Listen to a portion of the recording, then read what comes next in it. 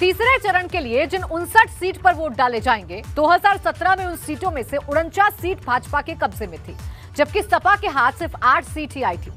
तीसरे चरण की लड़ाई इसलिए भी अहम है क्योंकि यहां पश्चिमी यूपी की 19, बुंदेलखंड की 13 और अवध की 27 सीटों पर मतदान है।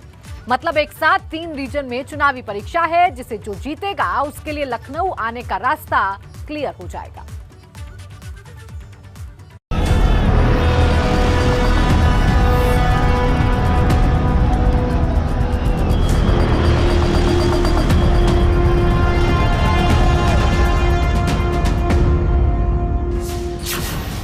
यादव लैंड की जंग, बुंदेलखंड किसके संग?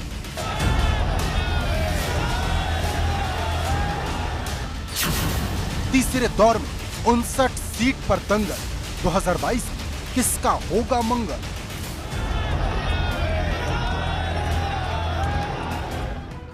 पहले चरण की लड़ाई जाटलैंड में हुई, दूसरे चरण की लड़ाई मुस्लिम लैंड में और अब 20 फरवरी को तीसरे दौर की जंग यादव लैंड में है, जिसके लिए सभी राजनीतिक दलों ने पूरी ताकत झोंक दी है। पहले चरण की अगर बात करें, जब 58 सीटों पर वोटिंग हुई तब जाटलैंड का एरिया ज़्यादा था उसमें, और उसके बाद अगर दूसरे चरण की अगर हम बात करें, जब अभी 14 फरवरी को वोटिंग हुई है 55 सीटों में, तो वहाँ पर भी अगर हम कहें तो इसी तरीके से जो आप कहिए मुस्लिम बाहुल जो इलाका है वहाँ पर वोटिंग हुई है, और अब तीसरे चरण में यादव लैंड में वोटिंग होगी।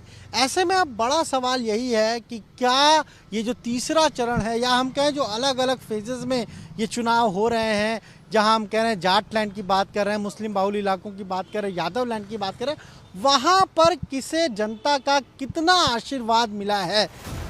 जानकारों की माने तो तीसरे चरण का चुनाव कई मायनों में खास है। इस चरण को जो भी जीतेगा वो पूरी चुनावी तस्वीर बदल देगा, लेकिन ये तस्वीर बदलना इतना भी आसान नहीं है, क्योंकि तीसरे चरण में जिन इलाकों में मतदान होना है वहां के मुद्दे और जातीय समीकरण पहले और दूसरे चरण से एकदम जुदा है। क्योंकि तीसरे चरण में यूपी के 3 रीजन में एक साथ चुनाव होने वाला है।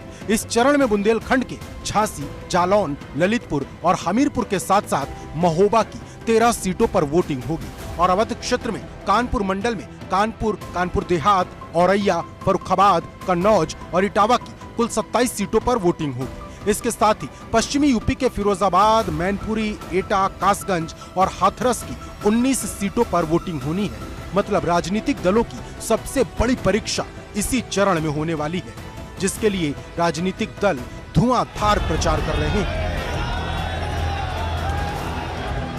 वहीं तीसरे दौर की लड़ाई समाजवादी पार्टी के लिए सबसे बड़ी अग्नि परीक्षा है, क्योंकि पहले चरण की लड़ाई को अखिलेश ने जयंत के सहारे लड़ा और दूसरे चरण की लड़ाई को मुस्लिम वोट बैंक के सहारे।